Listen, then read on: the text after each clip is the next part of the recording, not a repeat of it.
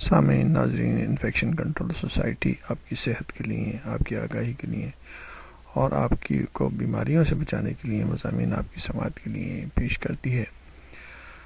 کچھ مضامین ایسے پیش کیے جاتے ہیں جو کہ اس وقت کی انتہائی ضرورت ہے۔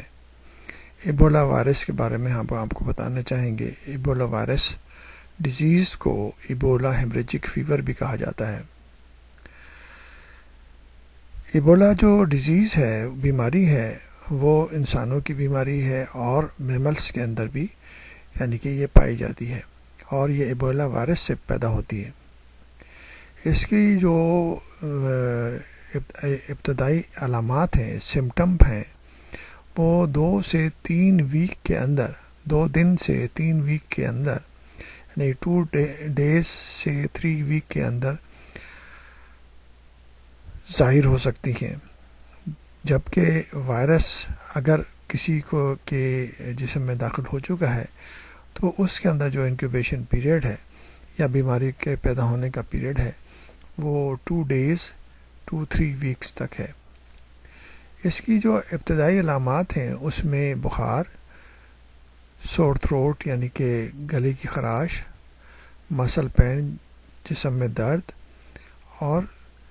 سر کا درد وغیرہ ہیں۔ اس کے علاوہ وومیٹنگ بھی ہو سکتی ہے یعنی کہ قے بھی ہو سکتی ہے، ڈائریا بھی ہو سکتا ہے، ریش بھی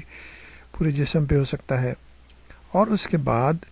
جگر اور کڈنی کا فنکشن، لیور اور کڈنیز کا فنکشن جو ہے وہ کم سے کم ہوتا چلا جاتا ہے۔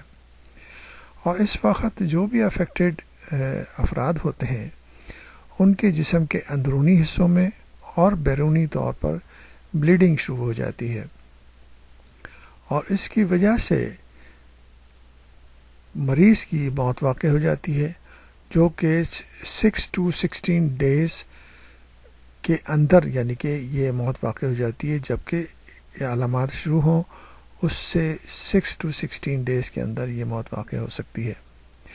یہ جو موت واقع ہوتی ہے بلڈ پریشر کے گرنے کی وجہ سے اور فلوئڈ لاس کی وجہ سے، ہیمریج کی وجہ سے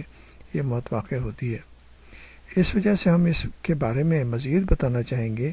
اور تاکہ عوام الناس کو اس کے بارے میں معلوم ہو، کیونکہ یہ بیماری ملک در ملک آہستہ آہستہ پھیلتی جا رہی ہے اور اب تک تقریباً 4000 سے زیادہ افراد جو ہے